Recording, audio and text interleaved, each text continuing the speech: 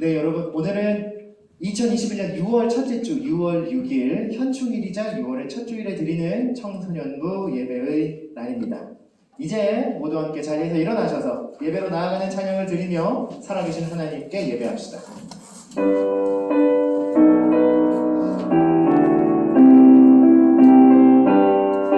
지존하신 주님 이름 앞에 함께 부릅시다. 지존하신 주님 이름 앞에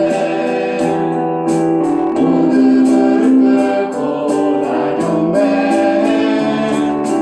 거룩하신 주님 보좌 앞에 엎드려 절하세. 예수는 그리스도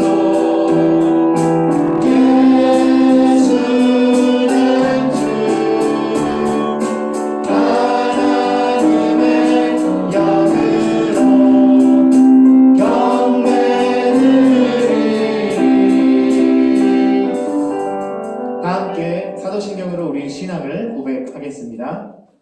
나는 전능하신 아버지 하나님 천지의 창조주를 믿습니다. 나는 그의 유일하신 아들 우리 주 예수 그리스도를 믿습니다.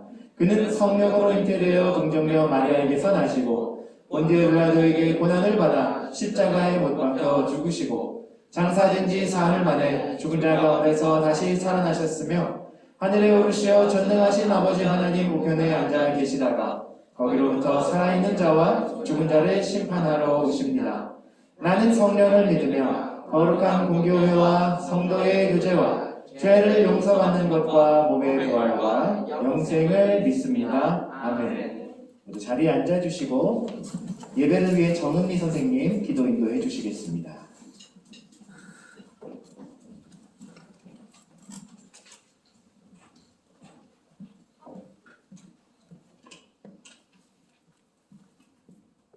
사랑의 하나님, 6월 첫 주일에 청소년부 예배로 하나님께 영광 돌릴 수 있도록 저희들의 발걸음을 교회로 인도해 주셔서 감사합니다. 코로나가 아직 진행 중이지만 함께 모여 예배하게 하시고 안전하게 지켜주셔서 감사합니다. 일주일 동안 학교에서나 가정에서나 말이나 행동으로 생각으로 잘못한 게 있다면 모두 용서해 주시고 하나님의 자녀로 세상 가운데 살아갈 때 착하고 바르게 살게 해주세요. 하나님을 사랑하는 것처럼 내 이웃, 내 친구들을 사랑으로 대하며 배려하는 삶을 살도록 도와주셔서 하나님을 흐뭇하게 해드릴 수 있도록 도와주세요.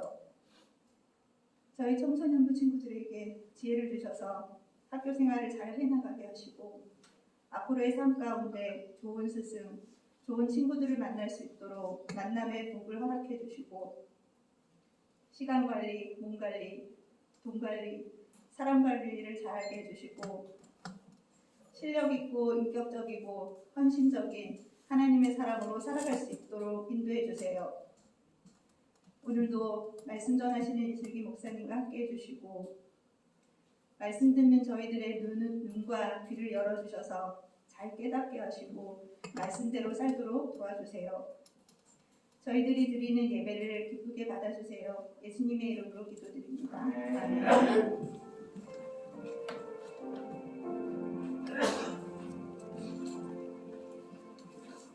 네, 오늘 우리에게 주신 하나님의 말씀을 신약성경 요한복음 4장 19절에서 24절까지 말씀이에요. 제가 가진 성경으로는 신약 148면에 있네요. 요한복음 4장 19절에서 24절까지의 말씀. 이제 모두 자리에서 일어나셔서 우리 살아계신 하나님의 말씀을 한 목소리로 읽어보겠습니다. 한 절씩 번갈아 읽을 거예요. 여자가 이르되 주여 내가 보니 선지자로소이다. 우리 조상들은 이 산에서 예배하였는데 당신들과는 이별이 삶에 예수께서 이르시되 여자여 내 말을 믿으라. 이 산에서도 말고 예루살렘에서도 말고 너희가 아버지께 예배할 때가 이르리라. 너희는 알지 못하는 것을 예배하고 이는 아는 것을 예배하니 이는 본이 너희에게서 나오나 아버지께 참되게 예배하는 자들은 영과 진리로 예배할 때가 오나니 곧 이때라. 아버지께서는 자기에게 이렇게 예배하는 자들을 찾으시느니라. 하나님은 영이시니 예배하는 자가 영과 진리로 예배할지니라. 아멘. 네, 자리에 앉아주세요. 여러분,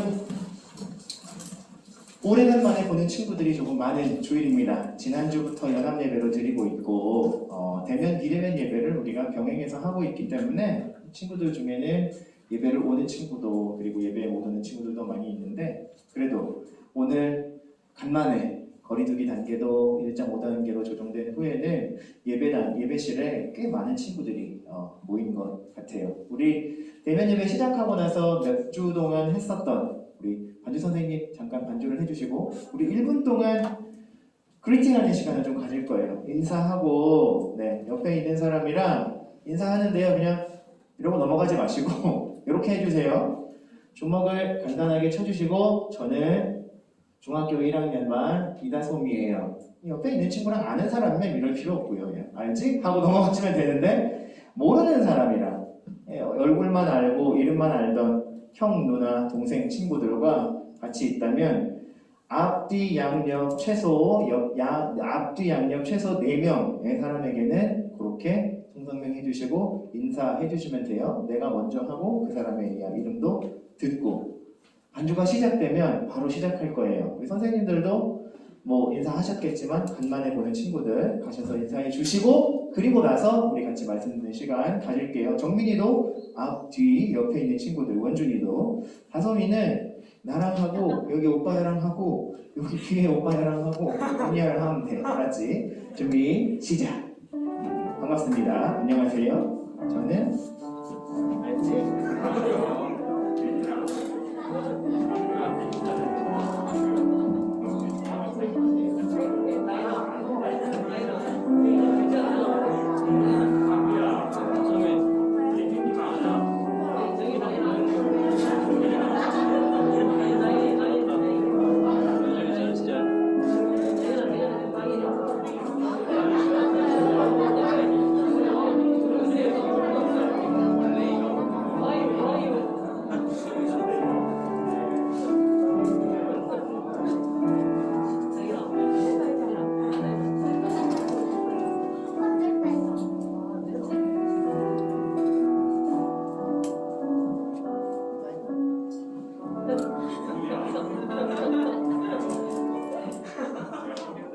준현이랑 다솜이랑 인사하면 끝낼게요.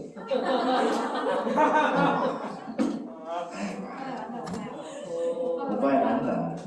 오빠야 뭐? 네. 오빠야 귀엽네. 여러분 우리가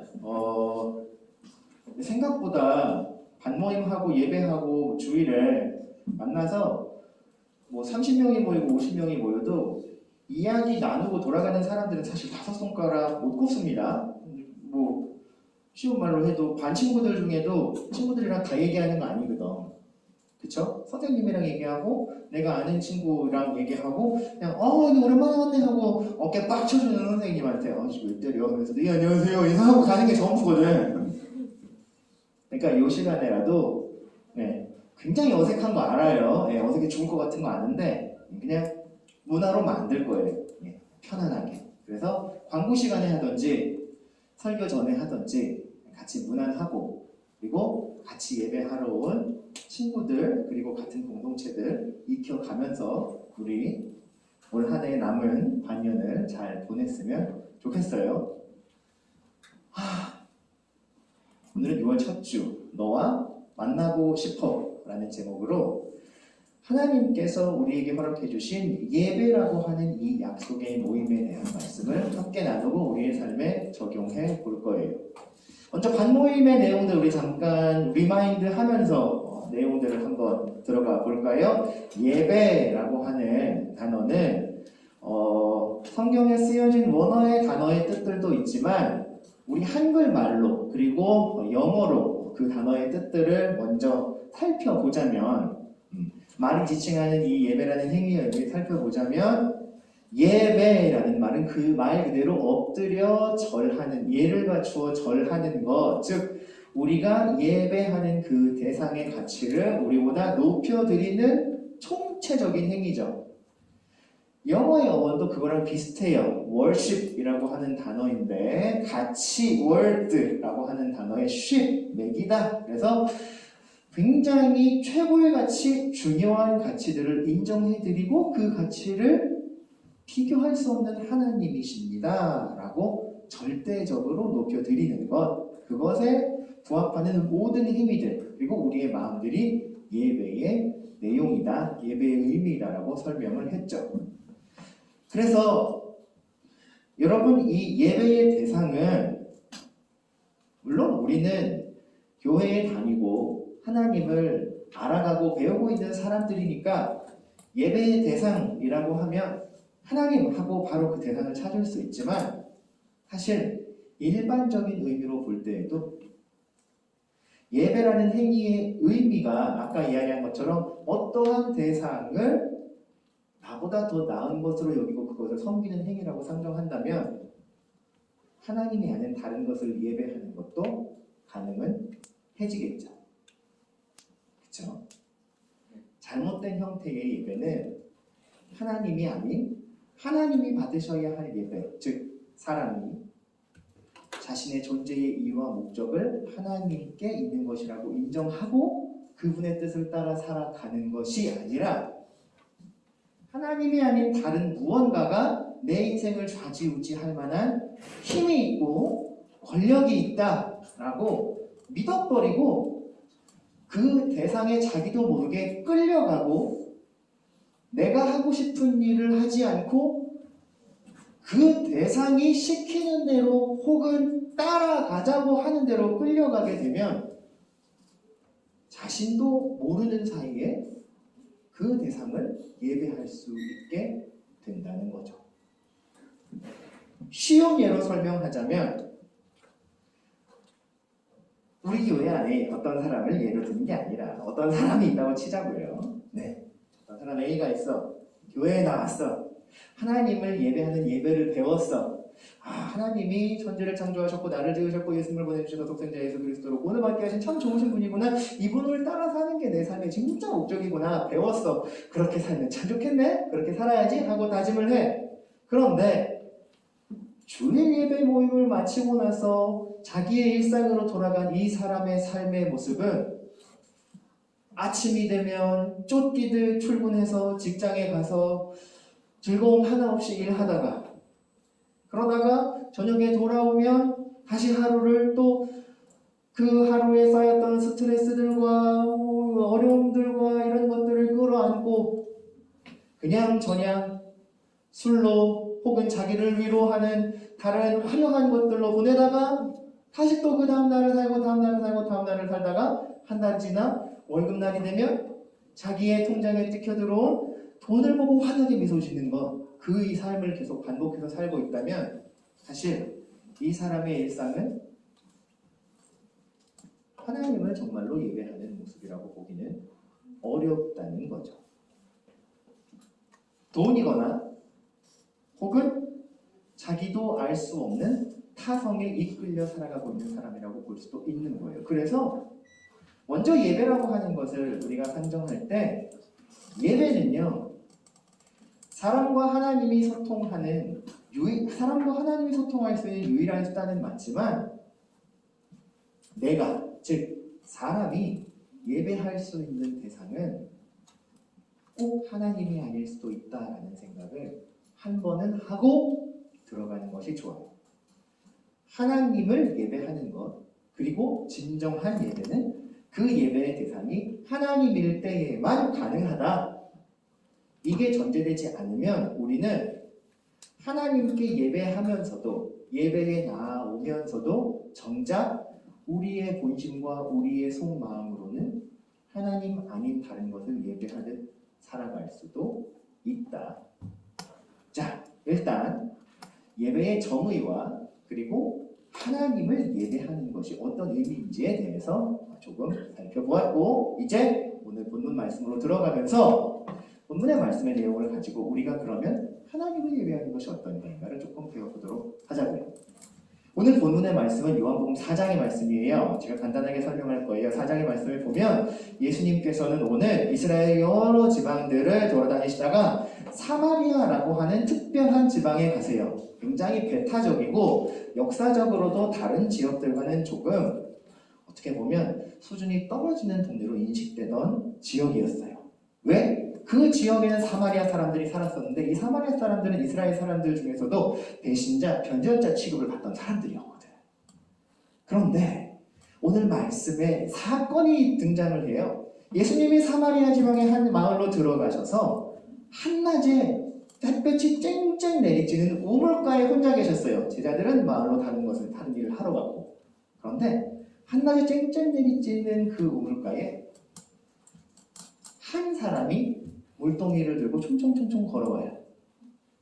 그리고 예수님의 행색을 보고 마을에서 보지 못했던 얼굴인 걸 알고는 안면몰수하고 바깥에서 들어온 사람이니까 우리는 껄끄러운 사람이니까 열심히 물을 깃고 있죠. 예수님이 대화를 걸기 시작하세요.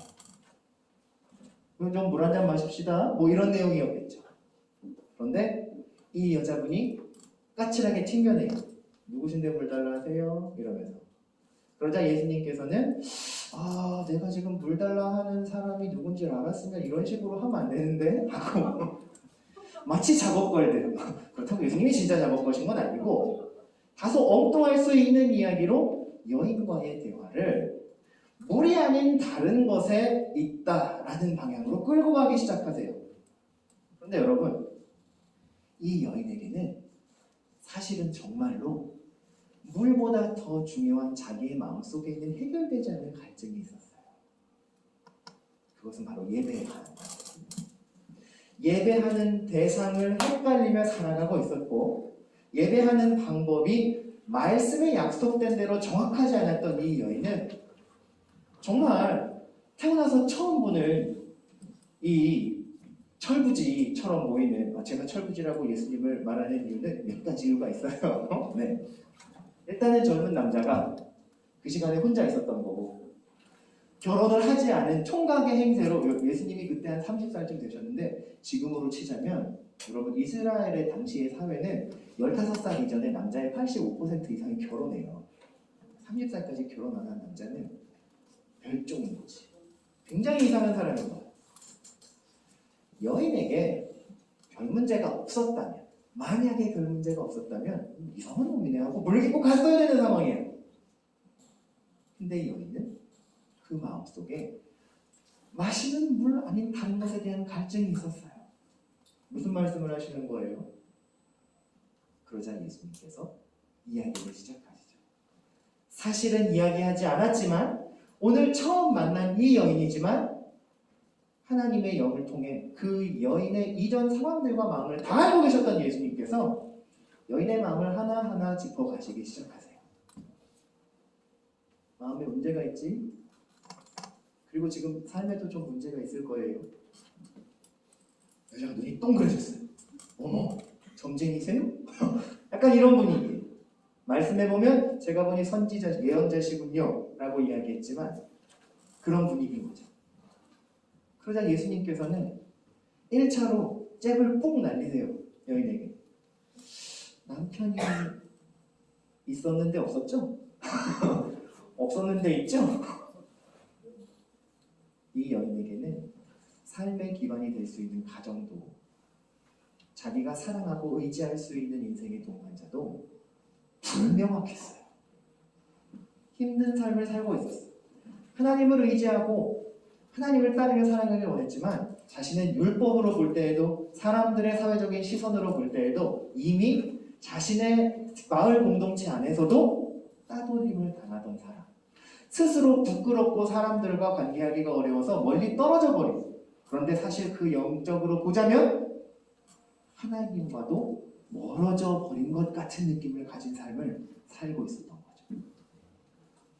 그런데 그 여인에게 예수님께서는 하나님을 예배한다는 것, 그분이 어떤 마음을 가지고 계시고 내가 그분을 어떤 분으로 고백하는 것이 중요한 거지, 이 산에서 예배하면 영험한 곳이라서 영빨이 있어서 예배를 받으시고 저 산은 저급한 곳이니까 예배를 안 받으신다는 것도 아니고 이 방법으로 예배를 하면 하나님이 어허허 하고 기뻐하심을 받으시고 저 방법으로 예배하시면 이건 좀 하시고 옆으로 치워놓으시는 분도 아니에요. 라는 이야기를 하시며 오늘 우리가 읽은 본문의 이야기, 아버지께 예배하는 자들은 영과 진리로 예배하고 하나님이 영으로 그 예배를 받으신다는 사실을 여인에게 알려주신 거예요. 여러분, 이제 이 말씀의 사건을 가지고 여인이 예수님의 말씀을 받아들이고 하나님을 진정으로 예배하는 깨달음을 얻은 것은 두말할 나위 없었죠.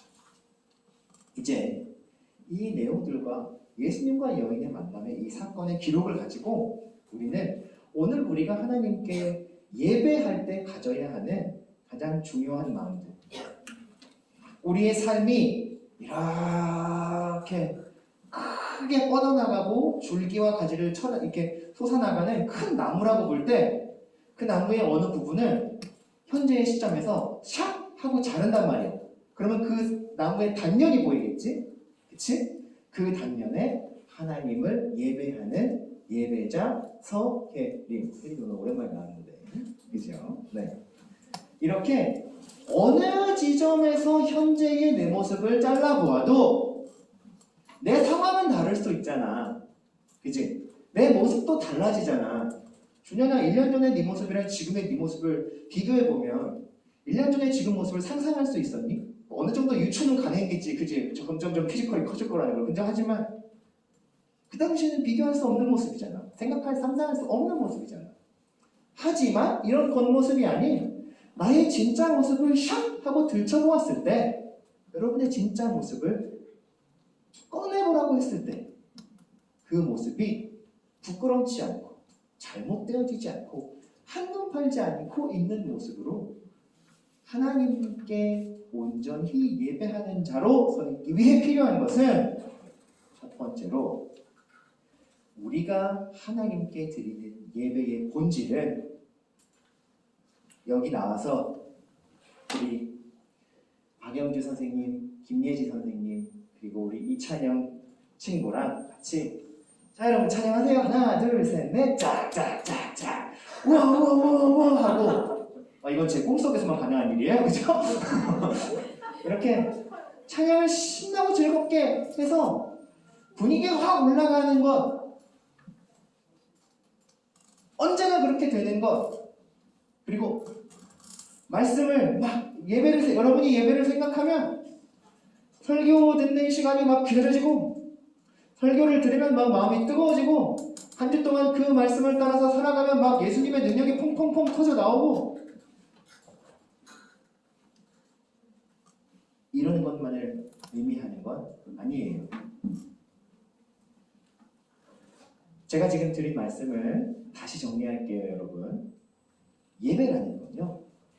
예배라는 건 여기 나와서 찬양에 열심히 하고 노래를 잘 하는 것, 그죠? 노래를 다 알고 노래를 잘하는 것, 아니면 설교 말씀을 들을 때마다 여러분이 성경 말씀을 쏙쏙들이 다 잘 알고 그 설교 말씀을 잘 듣고 참 감동이 되는 이야기구나 하고 돌아가는 것으로 끝나는 게 아니에요.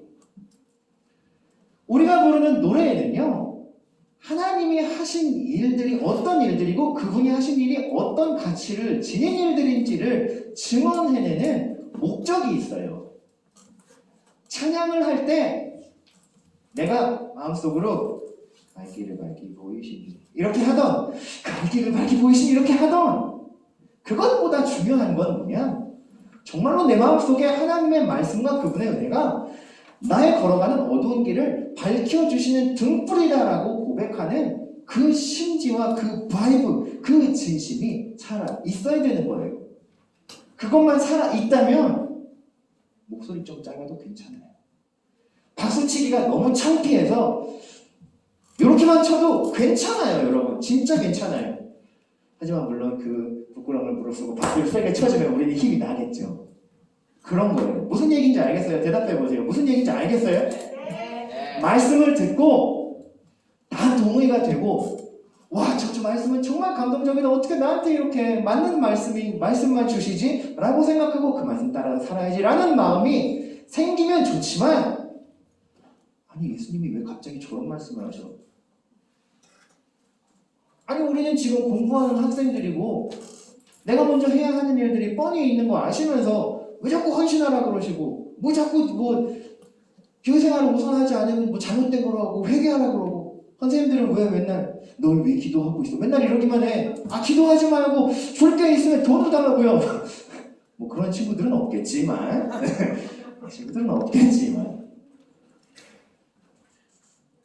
여러분, 그런 반응들이 중요한 게 아니라 하나님이 오늘 내게 주시는 말씀이 이러하구나, 그리고 그 말씀을 받아들이는 내 마음도 어떤 때는 참 즐겁고 감사하고 은혜가 되지만 어떤 때는 참 힘들고 받아들이기도 어렵지만, 그래도 하나님이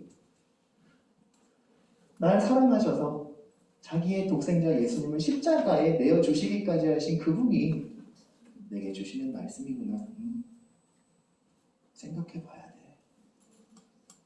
라고 받아들일 수 있다면, 그리고 그 말씀과 여러분이 만나서 대면할 수 있다면 괜찮아요. 그게 예배의 본질인 거예요. 찬양을 통해서 하나님을 만나고, 말씀을 통해서 하나님을 만나고, 교제를 통해서 우리 안에 역사하시는 하나님을 만나는 것이 우리 예배의 본질이자 목표예요.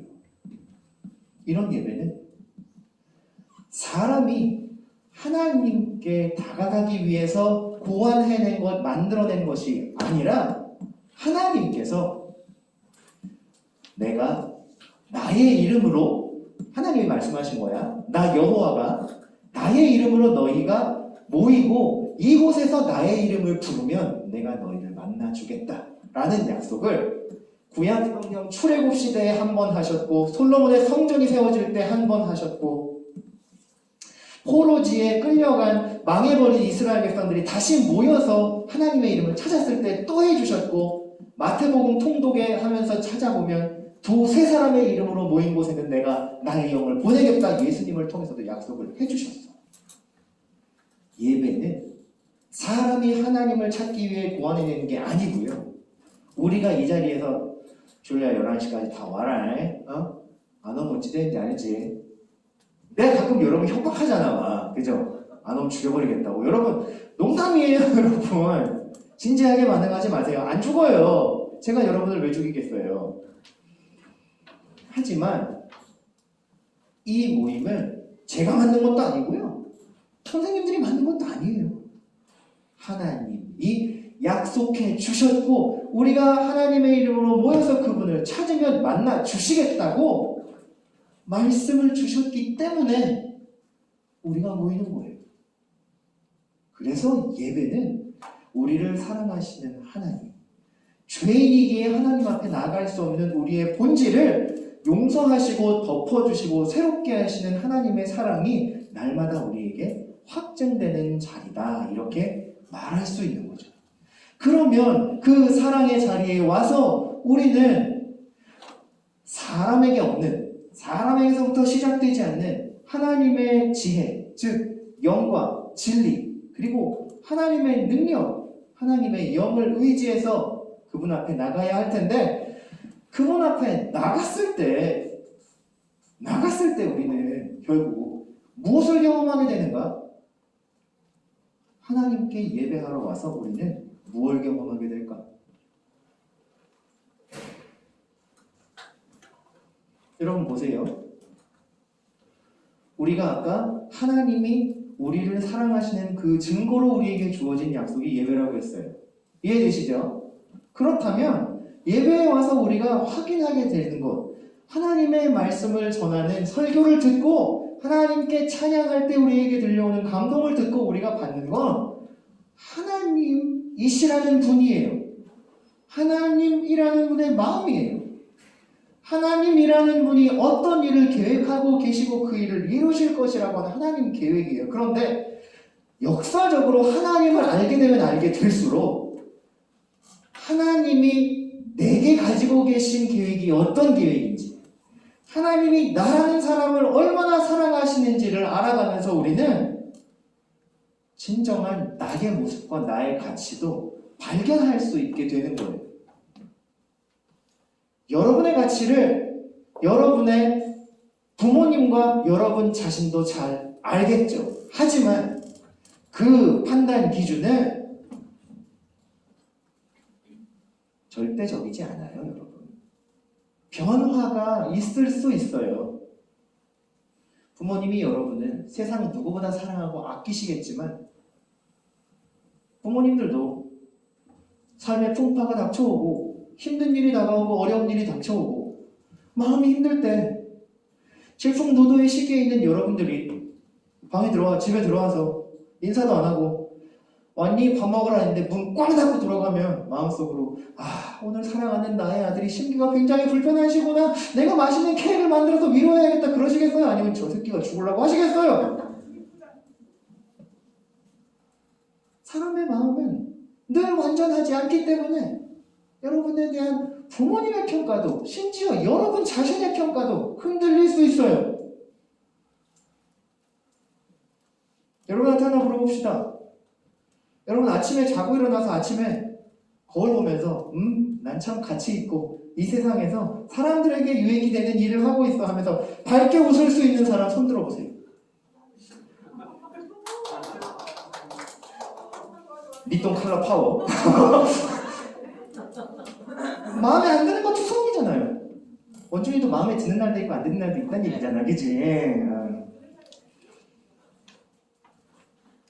근데 여러분 때는요, 여러분 모습과 여러분의 능력과 여러분의 앞날에 대한 여러분의 상황이 못마땅한 게 당연한 거예요. 자라가는 중이잖아. 배워가는 중이잖아. 성장하고 깨우쳐가고 있는 중이잖아. 어떻게 그게 만족이 되겠어? 오늘보다 더 나아지겠지. 너는 그렇기 때문에 가치 있는 존재야 라고 말하는 거지. 선생님들도 여러분이 가치 있는 존재야 라고 고백하는 거지. 여러분의 모습을 보고 인간적으로 만족하기 쉽지 않아요. 나부터 그래요. 그런데 하나님 앞에 와서 그분이 날 향해 가지시는 마음과 그 고백들을 확인하면 변함이 없다는 걸 알게 돼요. 그리고 세상의 다른 판단이나 세상의 기준이 날 뭐라고 말하던 하나님은 나의 진정한 모습을 있는 그대로 아끼시고 존중하시고 함께하며 기뻐하신다는 사실을 예배를 통해 알게 되는 거예요. 저는 그래서 청소년 친구들이 예배할 때 이런 고백들이 막 나오기를 친구들한테 예배 끝나고 물어보는 거죠. 오늘 예배 잘 했니? 하나님 잘 만났니? 괜찮았어? 그러면 어떤 친구는 네, 저 오늘 하나님이 저한테 해주시는 말씀도 들었고 찬양하면서 하나님 은혜도 받았어요. 목사님 저 화이팅 할게요. 안녕? 하고 집에 가기도 하고, 어떤 날은요 그냥 아니요 모르겠던데요. 오늘은 아무리 예배에 집중하려고 해도 힘들고 짜증나고 마음속에 계속 맺혀있는 일이 있어서 말씀도 안 들렸어요 라고 솔직히 얘기할 수 있었으면 좋겠어요. 왜요? 그래도 그렇게 솔직하게 자기 진정한 모습을 이야기해도 그 모습을 예배에서 발견했다면, 그럼에도 불구하고 너를 그 모습 그대로 받아주시고 사랑하시고 기다리시는 하나님 사랑을 언젠간 알게 됩니다. 내가 그렇더라고요. 내가 여러분 시절과 청년의 시절을 거치면서 전 굉장히 냉소적인 시절을 보냈어요, 여러분. 냉소라는 건 뭐라면요, 부정적인 거랑 되게 다른 거야. 부정적인 건 일이나 상황들의 최악의 상황들을 예측하고 그리고 거기서부터 현실 개념을 가지고 최선의 노력을 다해서 어느 정도의 결과를 내면 만족하는 거야. 냉소라는 건요, 노력 자체의 의미를 부정해버려요. 그거 해서 무슨 소용이 있어? 사람들은 어차피 변하지 않을 텐데. 열심히 예배한다고 내 삶에 노력하면 무슨 변화가 있어? 교회는 어차피 개판일 텐데. 그런 생각을 저는 하며 살았어요. 답답했어요. 그리고 제가 잘하고 있다고 생각했거든요. 그런데 그러면서도 하나님 품을 떠나지 않고 그냥 교회에 계속 머물면 난 내가 망가질 줄 알았어. 그런데 그런 내 모습조차도 하나님은 꽤나 변함없이, 되게 변함없이 사랑하시고 기다려 주시더라고요. 그리고 냉소를 가지고 살았던 내 마음이 진심으로 잘못되었다는 걸 시간이 조금 지난 후에 깨닫게 해주셨어요. 저는 혹시라도 여러분 중에 예배에 나와서 냉랭한 마음으로 앉아있는 친구들이 있다면 그럴 수 있다고 생각해요. 하지만 여러분, 제가 권유하건대 다른 사람들이나 여러분을 속이지 마세요. 은혜가 안 되면 안 된다고 이야기하세요. 차라리 그게 더 건강해요. 그리고 나중에 여러분이 스스로 여러분의 모습을 되돌아봤을 때 그랬던 내 모습이 부족하고 유치하고 잘하고 있는 것 같았는데 참 모자란 모습이었구나, 스스로 잘 깨달을 수 있기를 진심으로 기도할게요. 이곳은 하나님이 약속하시고 지정하셔서 하나님과의 만남을 위해 와 있는 예배의 자리예요. 여기서 자기의 진짜 모습을 덮거나 속이려 하지 마세요. 그리고 하나님과의 만남을 두려워하거나 거부하려 하지도 않으시기를 바라요.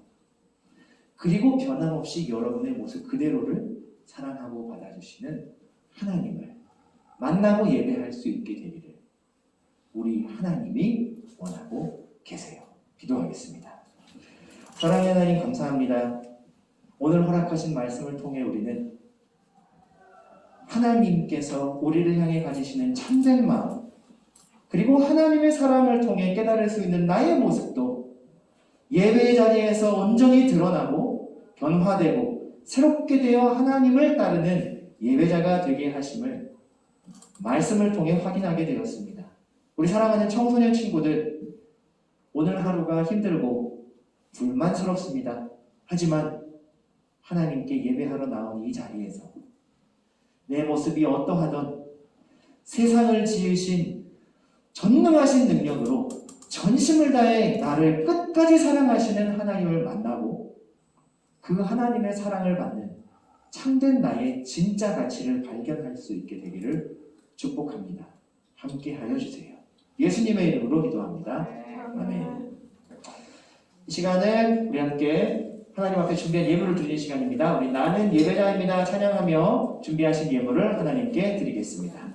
선생님 두 분만 헌금위원으로 섬겨주세요.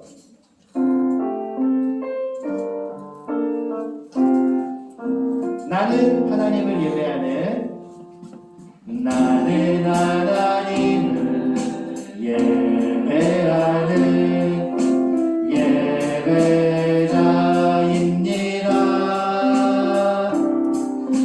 내가 서 있는 곳 어디서나 하나님을 예배합니다. 내 영혼 거룩한 은혜를 향하여 내 마음 완전한 하나님 향하여